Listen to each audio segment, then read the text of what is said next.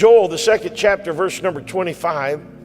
I feel this on my heart, and I want to express this in the best way that I can. I feel sometimes that I don't get it across. I don't say it the way I feel it in my heart. It just doesn't come through like I would like for it to. But I really want to help you today.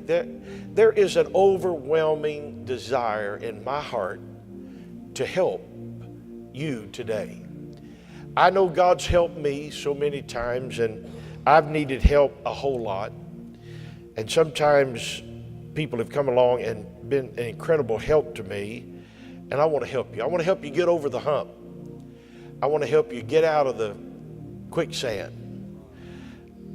I want your feet to be like hinds feet or like rabbit's feet that can run and deer that are fast. I want you to have that today. Joel, the second chapter, verse number 25, and I will restore to you the years the locust hath eaten, the cankerworm and the caterpillar and the palmer worm, my great army which I sent among you.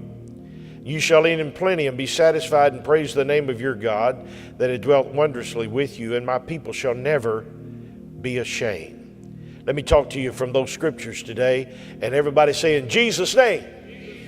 Turn to at least one person and say, help the preacher. You can be seated. I'm watching you. See if you're going to do that. You know, back in March 13 in California, the year was 1933, one of the giant redwoods fell in the early morning after it had stood for 12 centuries, if you can imagine that. That seems to be so long, but it's really almost a small time in the lives of redwoods when you consider that many of them can live 4,000 to 5,000 years. This 1,200 years was small and young for a tree to fall over. And so the scientists rushed in, and the botanists and those that are very astute at what happens in something like this, and they began to take pieces of the trunk of that tree and they began to study exactly what happened. They were able to look at the rings of the tree. They can already tell how many years a tree has lived by the rings. When it's cut down, they can figure out how much that is. In this tree chronology, they study what happened along the way. They can determine what happened in each place in different times of the tree's life. There would be times that the tree would only grow an inch in diameter. And then there would be times that in a short span, it would grow several inches. And it was an incredible thing. And as they studied this particular tree to discover what it had gone through and all the things that had happened with it and what exactly happened to it to cause it to fall, they discovered that during the Dark Ages, this tree had sustained an earthquake. And it shaken the tree and it stunted the growth of the tree, but it finally recovered and it carried on. And then later during the Renaissance, they discovered that a fungus had come and the tree battled against that until it won and it continued on in its growth. And then during the time of the Pilgrims and the colonization of our nation, that found out that there were beetles and things that had come in. And even in that year, lightning had struck the tree, and yet it still survived. They discovered there were times there was drought. There were times that there were storms, things that had gone on that had caused the tree to adjust, but it continued on. In 1810, they discovered that it was a careless fire by Native Americans as they were around a campfire. That campfire got out of control and it burned the north side of that tree. It burned a 13-foot scar in that tree. And it was not at that moment that the tree did not survive. As a matter of fact, it went on after that scar for 120 years. But then when it fell, people wondered how could it have fallen after going through all the things that it had gone through. This is a 325-foot tree that weighed over 500 tons that had toppled to the ground. It would take a force so great to even do that. How did it live after that fire 120 years and then something happened to it? What was it that caused the problem? And then they discovered that after that fire, it caused damage to the roots. It caused damage to the interior part of that. And then insects began to eat into that tree, and it had a wound in it. And that wound, even though 120 years later, it went on without it seemingly any problem, it fell because it had a wound that was never healed. That's what I want to talk to you about today, that there are times in the lives of people, there are times in our lives that we encounter severe turmoil and trauma in our life. We have cuts and bruises and situations where the enemy will come in and touch us. There will be times that people around us they're supposed to love us and we love them, but yet they smite us in a way and they cut us in a way, and then we are wounded. The thing I want to preach to you today is there is a danger of having wounds that never heal. I come to you commissioned by God today to tell you that this is the healing service for you today. This is the service when God is going to heal you. Oh, I know what it is when you have those services where people, I've been in those services where they dropped their crutches. I've been in services where people pushed back the walker and got up out of the wheelchair, or they could hear out of an ear where they could not hear before, and how wonderful it is. And people posted, oh, how wonderful that is. But nobody knew you brought a wound with you today. Attractive people are wounded. There are people that are successful that have wounds that have not been healed, and yet you don't really walk with the limp. You hide it well, and for years you surround yourself with this wound on the inside. But today God wants to deliver you from that wound that never healed. That tree smitten, 120 years goes by, no change. It looks just fine. Well, it's nothing wrong with it. They said it could have been something as small as a morning breeze that toppled it finally. It could have even been, since it was smitten on the north side, it could have been just the bird flying and lighting on a branch on the south side of that. And then that tree, just the weight of that little bird was just enough to finally cause it to fall, because inside there was a wound that never healed. Externally, it can look fine. On the outside, it can look great. We would post today, look at the wheelchair, look at the crutches that were left behind, and look at what God did. They came in with all of these things and the Lord healed. And I don't denigrate that. I don't put that down. That's an amazing thing. But I just wonder what it would be like if everybody in this building that has been wounded in your life through the years could walk out of here and leave something up around the front and said, I didn't take it home with me. I came in with it, but I didn't take it with me. Sometimes the carelessness of this fire that damaged this incredible tree. Sister Macey and I had the privilege of being in Northern California, and we took a little excursion, not into the redwood forest, but just in a place where there were some of the redwoods, and we've got pictures of us out there, and we just looked up at those, and you can't hardly see the top, and you can't even imagine something that could hurt this. There's not a storm you don't think could hurt one of these because they're so powerful.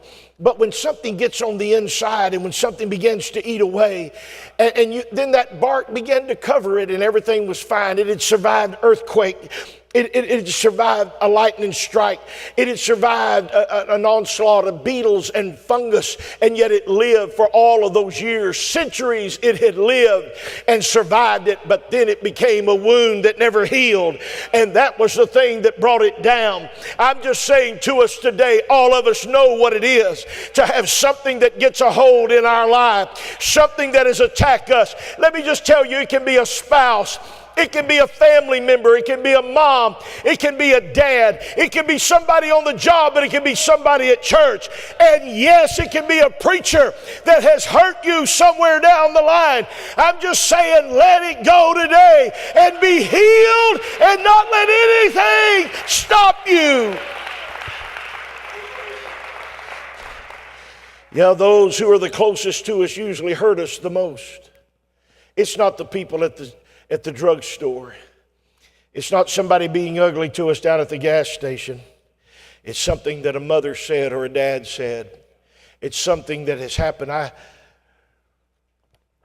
I'm appalled at times when I talk and counsel and find out that there are men and women that attend churches that look successful, that they have business sense, they've done great in their lives, and then find out that they were abused as children. Some of them, even though they graduate from colleges and even though they have great success stories, yet in the back of their mind is the words of a parent that said, "You'll never amount to anything.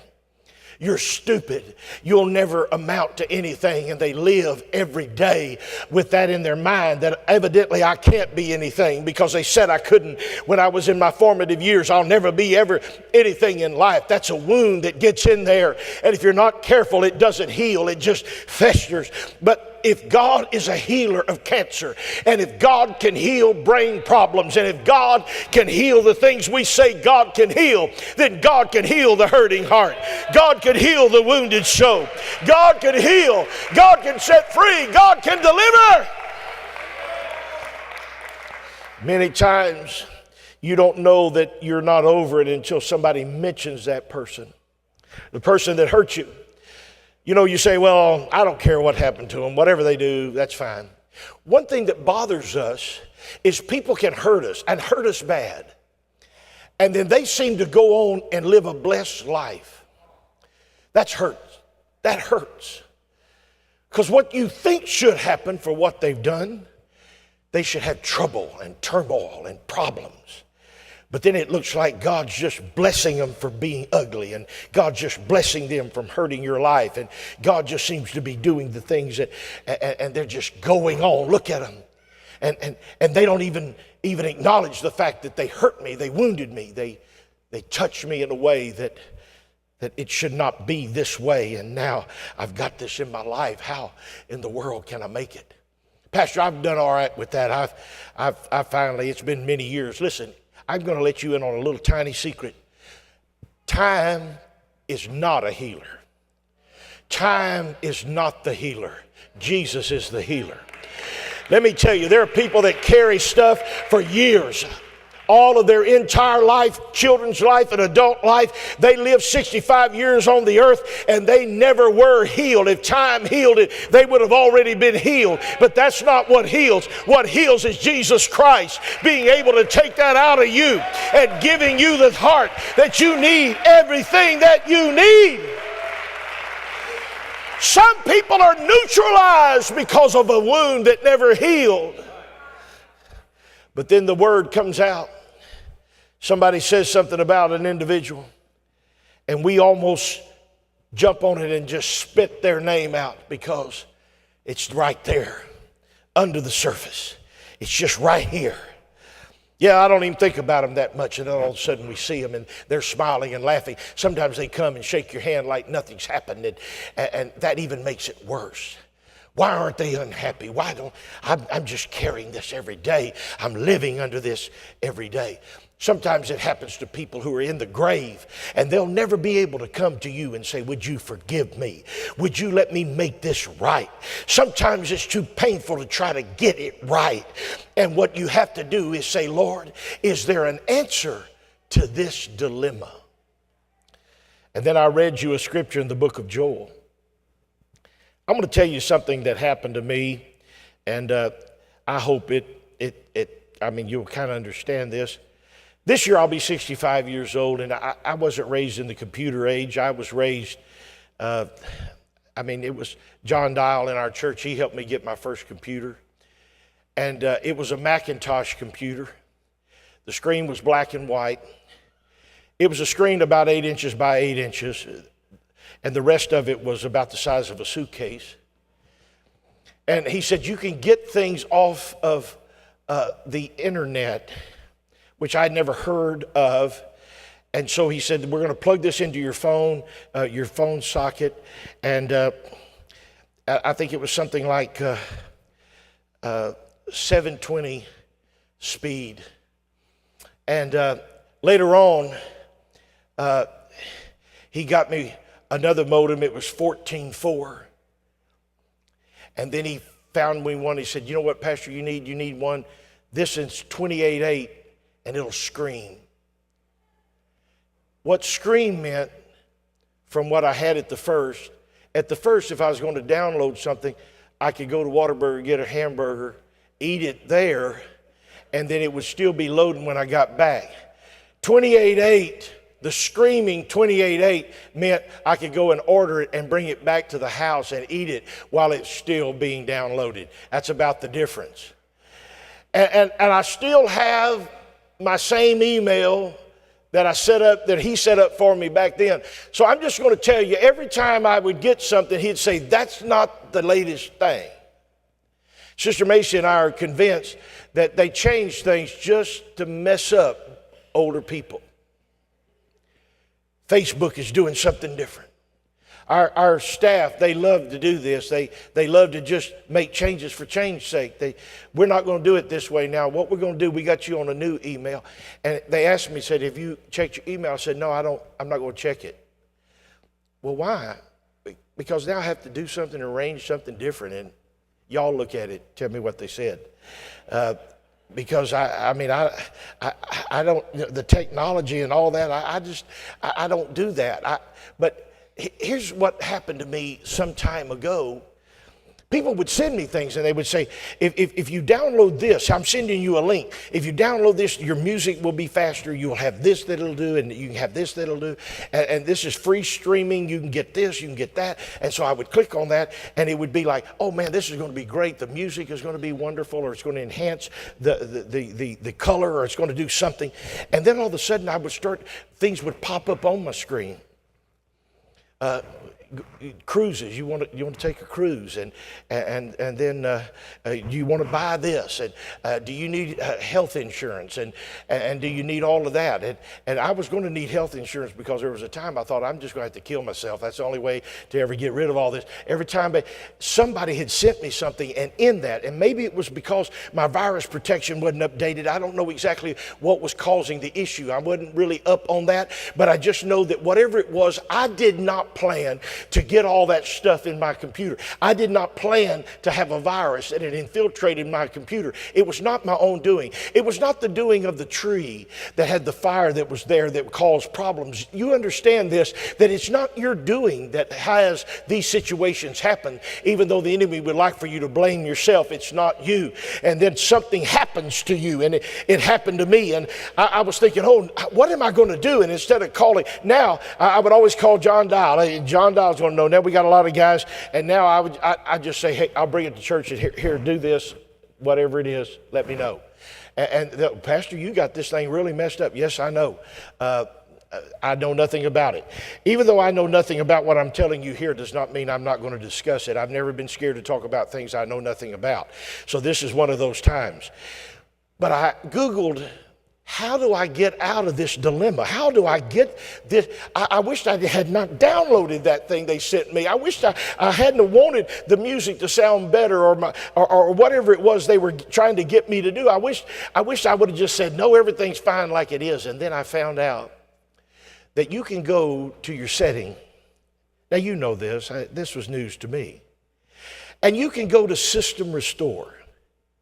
And you can find a time before you downloaded the free app that somebody had sent you, and you can have your system restored to an earlier time. You can even pick the time that you want to say right here, and the computer will go back to the earlier time before you downloaded what you downloaded, or before the virus infected you because you downloaded that song that somebody said you got to hear it, or here's a clip, you got to watch this. This is the coolest thing. It's so funny. It's these kids. You'll just love it. And from that time on, you never had a moment's peace. But then you go to a place where you can get to an earlier time and have your system restored. Long before computers in Joel, the Lord said, I got that. I'll take you back to an earlier time. I'll take you back before this happened. I will restore you the things that you have lost. Oh, my Lord. I don't think you get that today. See, in the beginning in the garden, God had a pure plan. It was not meant for the contamination, no virus infiltration at all. No corrupted feelings, no crazy goals or ideas, no people ugly and people mistreating others. It was no murder involved, and Satan brought all of that in, and it's just one thing after another, and it's downhill from that moment forward. And what's man going to do, and how are we going to get out of this? And the Lord comes along in the book of Joel, and he says, I've got a system restore for you. You may have a wound that's never healed. You may have lost time, and you may have lost credibility, and you might have lost some things. But I'm going to give it back to you. That Bible said, what the locust eats, I'm going to give that back to you. What the cankerworm has eaten and the palmer worm has eaten, I'm giving that back to you. See, some of you think the Lord's in the fixing business. He can fix stuff up. You got enough of it? Give me some of the pieces. I'll put these back together. But sometimes you have things in your life that there's not enough pieces to make a whole person. Sometimes there's not enough pieces to make a completed life. And you're starting with just little fragments. What's going to be that? Well, when the locust ate it and digested it and excreted it, and it was down into the ground, and then the locust died, and then it deteriorated, and then just was covered over with leaves. And that's the end of it, and that's that. But God said, no, that's not that. Because whatever he's eaten, I'm going to give it back to you. I am preaching today unequivocally. Your life is not over. You're not finished. You're not done. God is going to help you be restored. Stand up with me. Woo!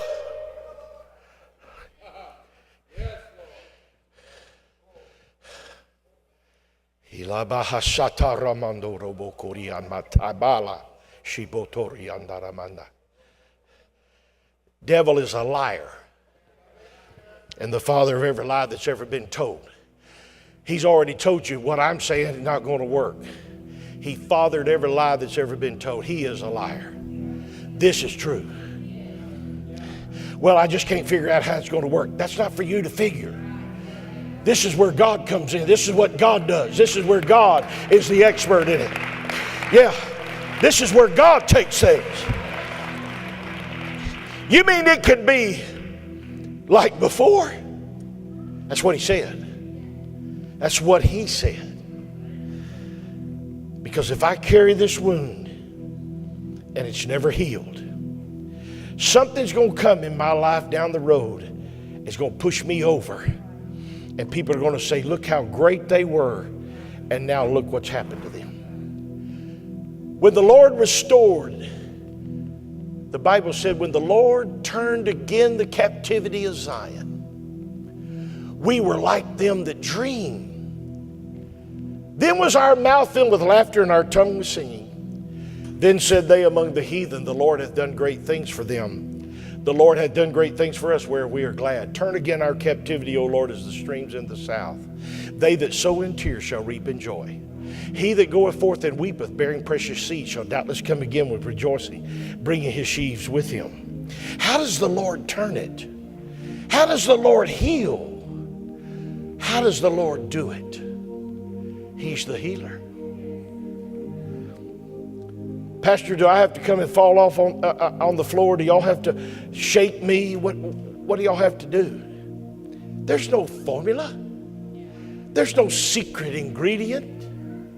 It's not come and taste this and get the secret sauce and get all of this fixed up just right and stand over at a certain place and have a certain person pray for you. This is just where you come between you and God and you just say, Lord, heal me. Heal this in here. Y'all, there are people that hurt me in my past. If they would have burned up, I would have had to fight, not rejoicing over it. Now, don't act like you feel differently. I'm just confessing this to you. You know, people can hurt you bad enough. You may say, I don't want anything bad to happen. Deep down, I don't want them to die, but if they just slide down a 50-foot razor blade in a barrel of alcohol, that might be all right, but I don't want them to die. Just something, maybe if they just filleted them and laid them on an anthill. Or maybe they were just destined to suck a dog's nose till his head caved in.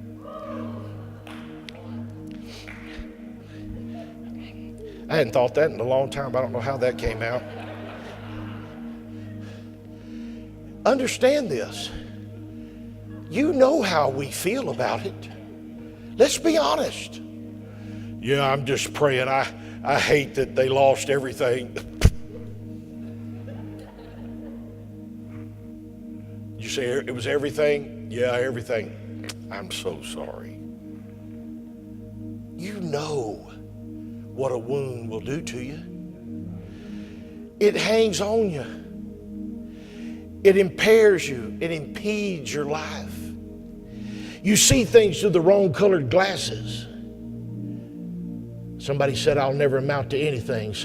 Somebody told me that it was my fault that we didn't have anything. And every time you get up in life, you're looking through that window. You're looking through those glasses because that's wounded you and it just seems to never heal. And what you got to know is this: restoration is in God's hands. System Restore doesn't come from Macintosh or Apple or HP or anybody else. System Restore got going way back here in the Old Testament when man had given it all up into the hands of the enemy, and the Lord said, let me put a covering on you. I've got something that'll restore you back to the place that you've lost. I'm on your side. If you're in this building today and you just come here to the front while they're singing this song and stand with me. I'm not asking you to say, are you who I'm talking to? That's not it. Let me just say this. I'm talking to everybody in this room. Every one of us has something. Quit trying to pretend. Everybody's got something. Oh yeah, they posted something on the Facebook about you. You had 5,000 people said they thought it was just awesome, but one person says, you looks like you're just trying to toot your own horn. You're really not anything. And you won't believe 5,000, but you'll believe one idiot. One crazy person.